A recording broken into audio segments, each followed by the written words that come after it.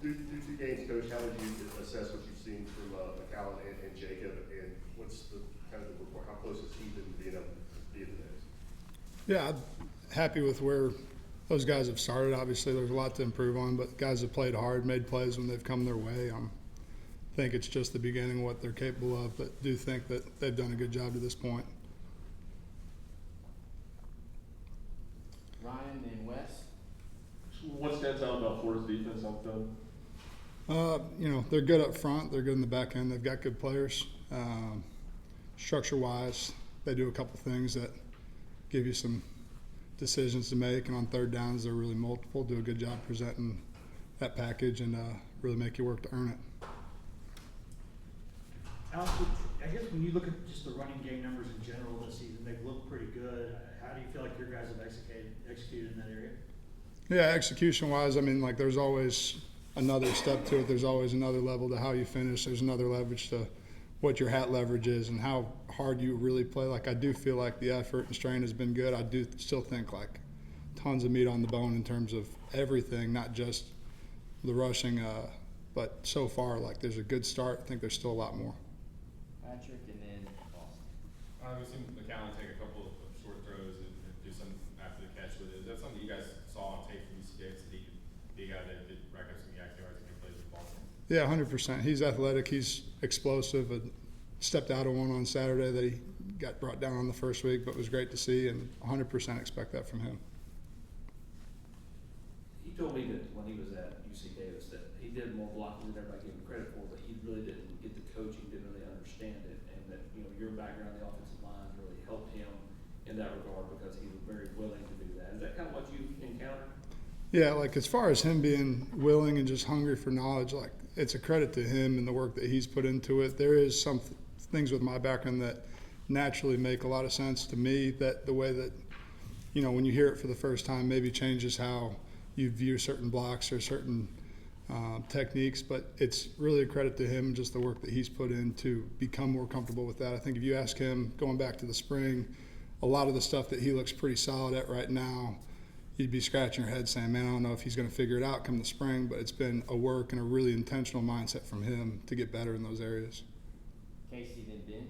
Sticking with McAllen, obviously got his first touchdown in the orange and white on Saturday. How pivotal is it for a new guy on the team to get that first touchdown and really assure himself and his own abilities within the team?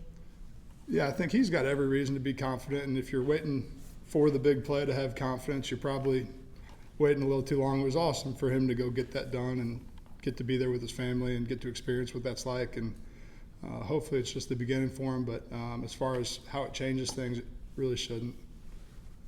What have you seen from Jacob as a run blocker? He arrived here a decade ago as a pass-catching tight end, and now it seems like he's really not afraid to get in the mix in the running game and pull his fair share of work. No, he ain't scared of nothing, and it's something that, same thing, I think he's been challenged and really intentional about working to fix and improve on some of those areas. I think some of it's a mindset of just being willing to go strain and be physical, but there's so much technique to it that I think he's really embraced and come a long way. Obviously, there's still more to go, but it's been really good so far. Vince and Brent. Two quick things. First, you said there's some more meat on the bones for your tight ends. What specifically are you referring to there? Yeah, it's little things. It's, hey, I get my guy covered up, but he wipes across my face late, and, we have to run through an arm tackle. Or, hey, I do a good job getting to the spot in the perimeter, but body position's not great, and instead of me going and burying the guy, I end up kind of on the half, and it's a little detail on a lot of things. Same thing with the route. It's being really clean at the top, dropping my weight, being super efficient, and me being just a half a step quicker, a half a step more separation in that end of it. And Jason Witten was at the game on Saturday. Have you or any of anyone in the tight end room been able to kind of utilize or hear from him at all? Yeah, it was really cool to see him there. I got to talk to him a couple minutes during pregame, and obviously what he's done, not just here, but at the professional level, he's one of the best to ever do it, and it was really cool to have him on the field pregame. Do hope we get to connect a little bit more as we go forward. How's the communication been with the tight ends and the O-line, particularly with Austin Peay gave you a lot of different looks. You did see some of that stuff against Virginia. Florida likes to talk about how much heat they bring in different looks. How would you characterize the communication up front with your guys in the O-line?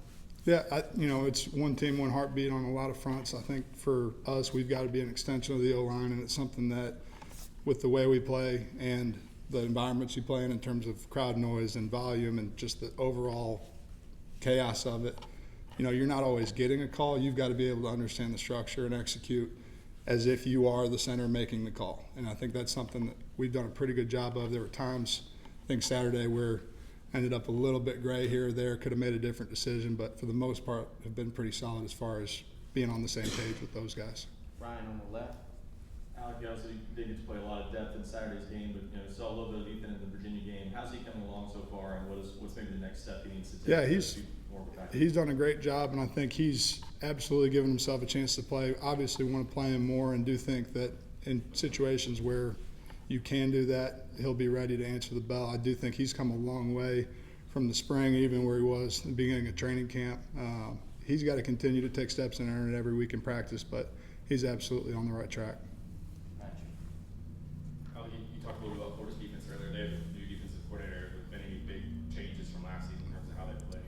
We'll find out. It's always interesting when you sit down on Sunday and start watching guys and think, okay, does this make sense for what we'll see or not? And in the family of Pete Golding, Ron Roberts, and all those guys are kind of in the same tree, but there's different twists, and some of that's different personality of the coordinator, some of that's different people and different defenses. So I do think they'll have a great plan, and we'll have to go answer the bell.